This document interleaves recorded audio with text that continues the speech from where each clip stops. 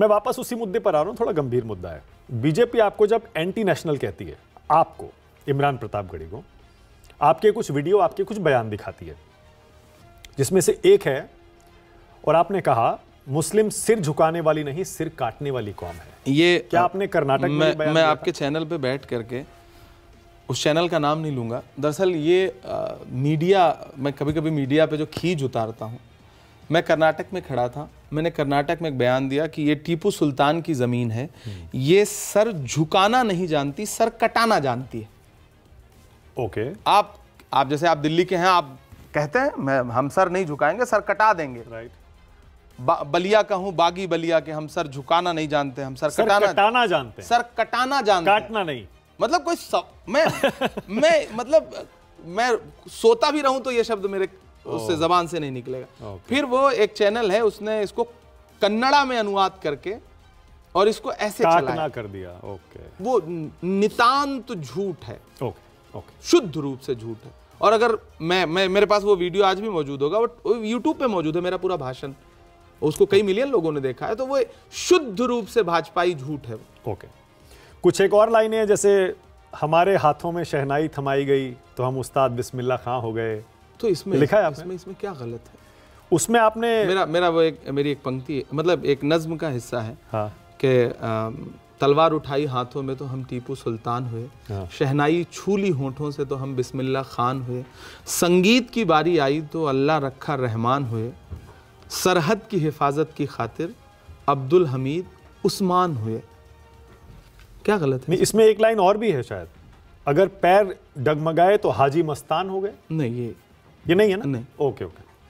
मैं इसीलिए कह रहा हूं, देखिए सोशल मीडिया पर ये सोशल मीडिया पे मैंने कहा ना, एक झूठ की फैक्ट्री है। मतलब, मेरी पंक्तियां, मैंने आपको पूरी पंक्ति सुना दी। वो तो कोई और उसे कवि ने किसी पर, लेकिन उसमें कुछ वीडियोस भी हैं। फिर आपने अतीक अहमद के लिए कह दिया था, दायरे में सिमट के आया है, हर रवायत से हट के आया है, आंधियों को जरा खबर कर दो, शेर वापस पलट के आया।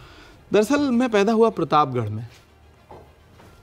हर मंच पर एक मुख्य अतिथि होता है। कवि सम्मेलन, किसी भी कवि सम्मेलन, मुशायरे का एक प्रारूप है।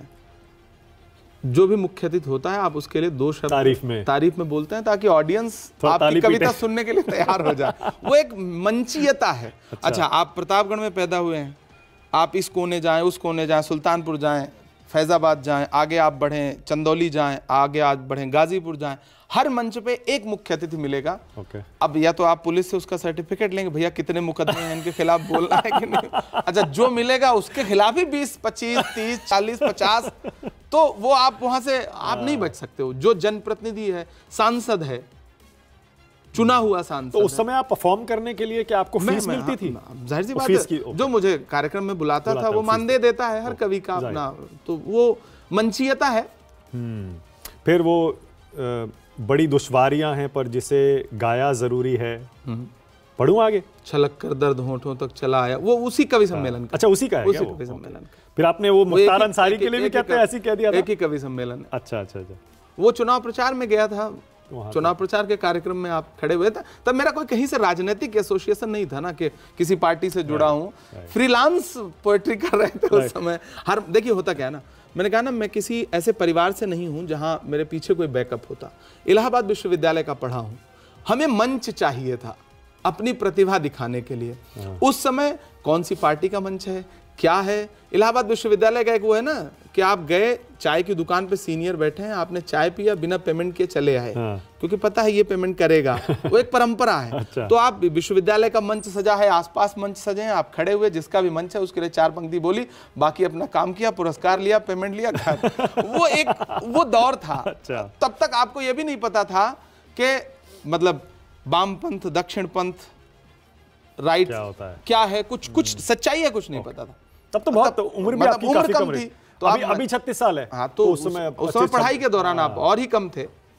ये उस समय के सारे। तो मैं जब थोड़ा बहुत रिसर्च कर रहा था ना, तो उसमें फिर ये भी आया, चाय वाले बाबू को चाय लेके डूबेगी, चाय से बचे तो गाय लेके डूबेगी। चाय का नहीं, मैं जब बिहार में इलेक्शन हुआ और बिहार में लालू जी ने प्रचार किया, तो वो 4 पंक्तियां बड़ी पॉपुलर हुई थी कि वो दूध ने चाय को हरा डाला, जिसमें भारतीय जनता पार्टी के 40-40 हेलीकॉप्टर उड़ रहे थे और लालू जी और नीतीश जी कांग्रेस सब गठबंधन में उन्होंने सरकार बनाई, महागठबंधन। तब मैंने ये 4 पंक्तियां कही थी कि दूध ने चाय को हरा डाला, भैंस ने गाय को हरा डाला। तो वो मैंने लालू जी के सामने पढ़ी एक कार्यक्रम में, तो वो बोले यार ये कौन है, ये कौन है।